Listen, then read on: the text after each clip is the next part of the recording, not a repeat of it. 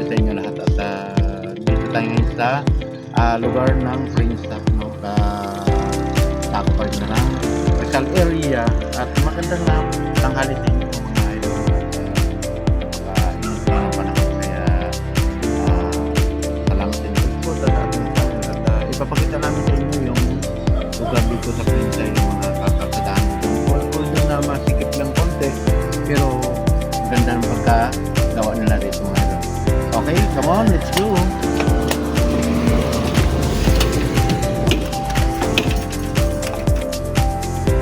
Alright, tuloy-tuloy tayo sa ating mga pinapangarap na ang pinapangarap natin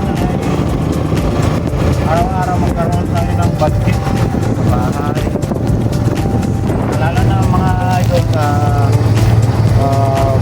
pag natapos ng school, magbabakasyon na naman. So yan ang ating pinapangarap na yung tayo matapos at lalo sa lahat yung gabayan tayo ng ating may kapal na palayo sa anuman mga sakit, no? Yan pinaka-importante, kahit malaki man ang ipon mo, mayaman naman, dinabuhan ka na sakit na hindi maganda, yun talaga. Yan ang pag-uho na ating mga pangarap at mahirap din na maranasan mong halimbawa ang klaseng sakit kagaya ng mga sampulang yung mga na dialysis na mga kababayan po natin, dialysis na makahirap din nun. Kaya wag natin naisin sana na mahantong sa ganun, no?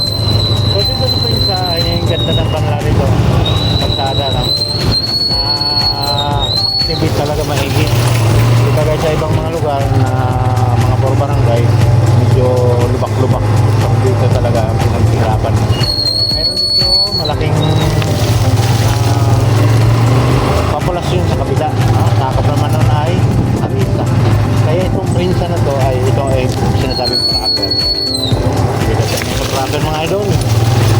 Alright, nandito na tayo sa ating shopping. Mag-aalok muna tayo. Ay, sarado. Sarado. Diretso lang tayo mga idol.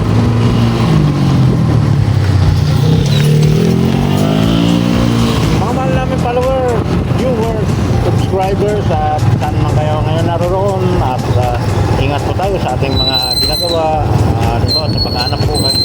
Ito mga idol, itong mahirap dito na kalsada pagka nawalan ka ng brain, napakalalim nito.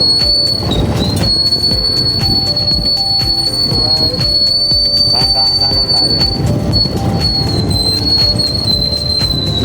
Right, at makikita pa natin yung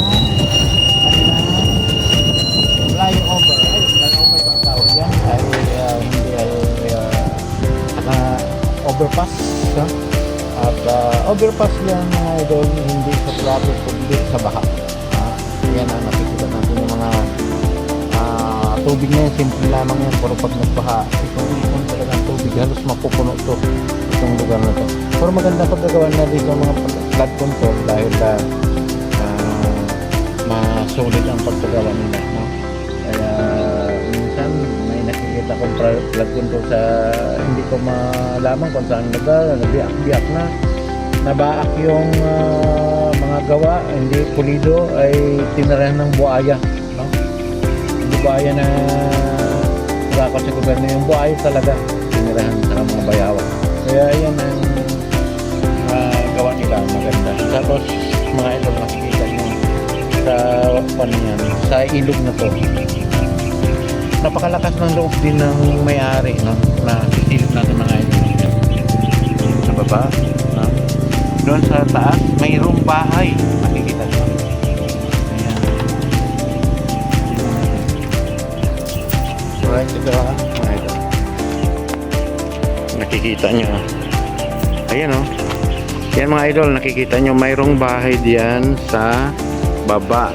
Ito pag napuno na ito ay yung bahay na yan, mayaman pa naman, may mga kaya sila sa buhay.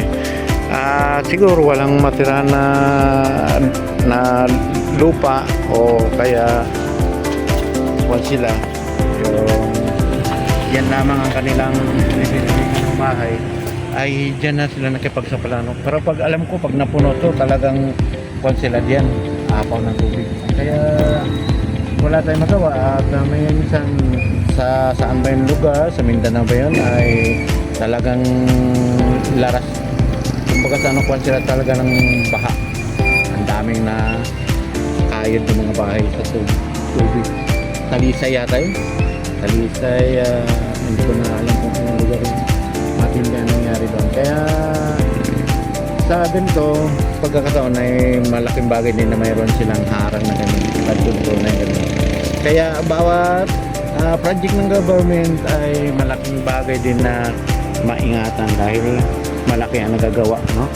Ayan, dati mga idol, yung kanilang flyover na yan, dito lang yan sa baba. Pagka may baha, kahoy lamang yun. Pag may baha, pangayan. Kaya malaking bagay din na pasyalan din ng mga karamihan na nagpapasyal dito. Yan, dyan nagpapicture. Kaya malaki na yan ang pinagbago ng prinsa. Dati, doon ay kanyon yan, wala sang harang na simento, saka mga bato na malalaki. Talagang pinatag nila ng gusto para maganda ang sistema. Kaya ang center nila ay din ay bago na rin. Yan, nakikita natin center na yun. Kaya yan mga idol, ang mga view matutunan namin sa inyo ay mga view dito sa Rizal area. Yan ang sistema rito sa amin. Kaya may kainitan ngayon ng panahon at medyo nakalagpas din tayo sa mga sobrang lakas ng ulan. Iwan natin sa mga ilang buwan pa ay kung ano pa ang mga temang. Huwag naman sana yung mga baha ng mga sakunan na matindi. Kaya yan mga idol, at namin sa mga susuporta. Sa mga ka nakapag-subscribe na. Saka kung gustuhan nyo ang aming mga video ay pwede nyo rin i-share, no? Para tungkol sa kahirapan, alam naman natin na napakahirap naman. Kaya dito sa mga ganitong pagkakataon, malaking bagay na marami ka mga follower, mga kaibigan sa iba-ibang lugar. Kaya yan mga idol, ang tema natin. Kaya ito lang alright, yan mga idol, yan lamang. Thank you for watching. Bye bye.